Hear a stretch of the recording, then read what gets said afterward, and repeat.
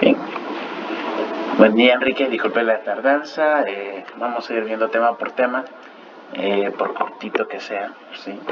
Vamos a empezar por coherencia pragmática, el día de hoy. Vea el video primero, después pues lo puede pausar, puede tomar apunte. Le recomiendo que lo vea seguido primero, porque cuando se ve seguido no se pierde tanto tiempo.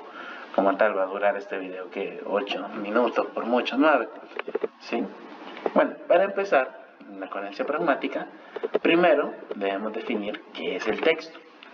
Sí, vemos ahí, es una unidad de comunicación de carácter lingüística emitida por un hablante en una situación comunicativa concreta y con una finalidad determinada.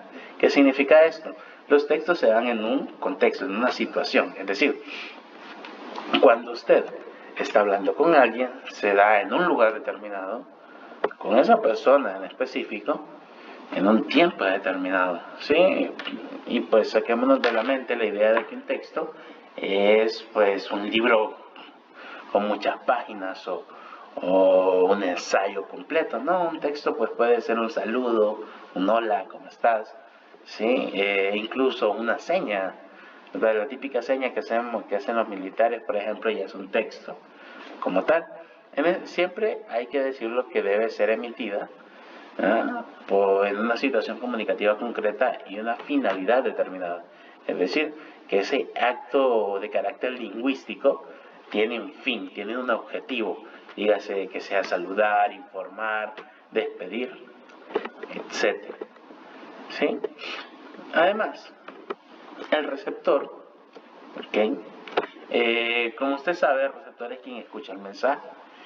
Pero aparte de eso, el receptor espera, uno del receptor espera poderlo entender de la forma más clara y precisa posible. Por ejemplo, usted al escuchar este video lo que espera es poder entender el tema, ¿sí? Obviamente la claridad tiende a variar de un texto escrito a un mensaje oral. Muchas veces tenemos más facilidad para entender un mensaje oral que un mensaje escrito. O puede ser al revés incluso. Mucho depende de la persona que conste, que lo está leyendo o que lo está escuchando. ¿Sí? Entonces, para que esta claridad sea posible, el texto debe reunir las siguientes características fundamentales, empezando en primer lugar por la coherencia. ¿Sí? ¿Qué es la coherencia? Bueno, la coherencia nos dice que las ideas tienen que ir bien organizadas, ¿sí? Presentar idea principal, idea secundaria, de forma, bueno, pero lo de las ideas es algo aparte, porque pueden ir de acuerdo a la intención del autor. Lo que se quiere de la coherencia es que el texto se pueda entender, ¿sí? Que sea entendible, que sea lo más claro posible, que las ideas no choquen entre sí. ¿Qué significa eso de chocar? Bueno, significa que no se lleven la contraria, que si yo digo que, por ejemplo, la puerta es roja, después no diga que la puerta es azul. Sí, las ideas deben llevar una secuencia. Sí, y esa secuencia es lo que permite dar coherencia a un texto, es decir, que sea entendible, que pueda comprenderlo el receptor. ¿Qué implica la coherencia? ¿Sí?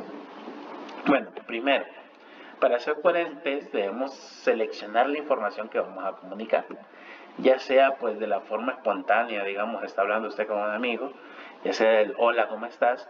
Hay una forma, muy bien, sí, de saludar, hay una forma después del mensaje, nos despedimos, sí, toda esa información se selecciona previamente. Luego tenemos que lograr que esa información sea buena, es decir, que sea pues de calidad. ¿Qué significa esto? Que sea pues verdad, que no sea mentira. ¿Okay? Evitar el sarcasmo, que sea clara, que sea precisa. No hablar de más, no hablar de menos. También adecuar la organización a la intención, es decir, la forma en que yo organizo lo que voy a decir va de acuerdo a la intención que yo tengo. Si mi intención solamente es saludar, pues adecuo esa organización al saludo. Si mi intención ya es explicar mi punto de vista, pues mi organización va a cambiar. Si es una exposición, pues empiezo con el saludo, la definición y después sigo así. Cada una de estas partes pues va variando. Después tenemos la cohesión como segundo elemento. ¿Qué es la cohesión? Pues básicamente cuando estamos redactando un texto, cuando estamos construyendo un texto, bien la forma en que las palabras y los enunciados se unen entre sí. Es decir, esas palabras que permiten unir oraciones. Estamos hablando de los marcadores textuales, las preposiciones, las conjunciones. Fui a su casa, pero no había nadie. Puedo decir, fui a su casa y no había nadie. También es válido. Fui a su casa, tal vez no hay nadie. Es pues esas palabras que permiten unir sujeto y predicado, que permiten unir una oración con otra, que permiten unir un párrafo con otro.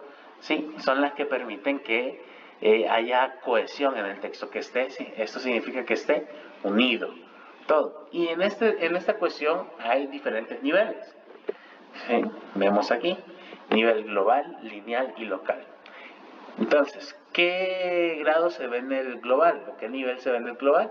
Pues bien, es que todo el texto, todo, dígase un texto amplio, dígase un texto corto, esté bien unido, ¿sí? La cuestión de todo ese texto.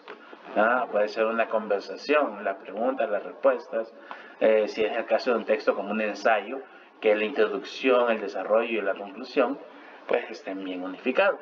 En el caso del nivel lineal, es por ejemplo que un párrafo, ¿sí? Una parte o una de las partes en la que se divide el texto en cuestión, pongo ejemplo otra vez un ensayo, digamos que la introducción, el párrafo de introducción esté bien unido, ¿sí? Que el párrafo de conclusión esté bien unido. Y la local es cada una de las oraciones dentro de cada párrafo, ¿sí? Global, todo el texto, lineal, cada parte, y local, cada oración. ¿Bien? Bueno, y después tenemos la adecuación, que es la tercera, mejor dicho, propiedad que debe tener el texto. ¿Okay? La adecuación debe lograr conectar su escrito a las normas sociales, personales, lingüísticas.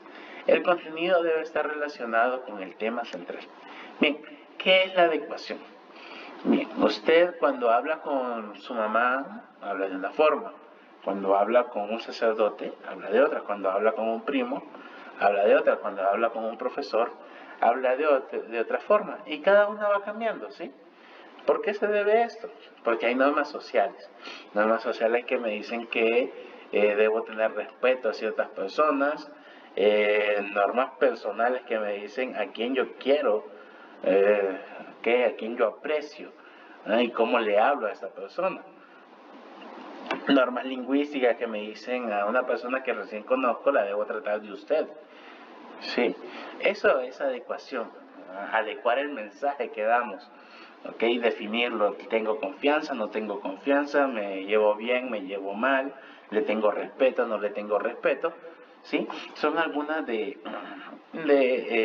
algunos elementos en los cuales se adecua el mensaje que vamos a hablar.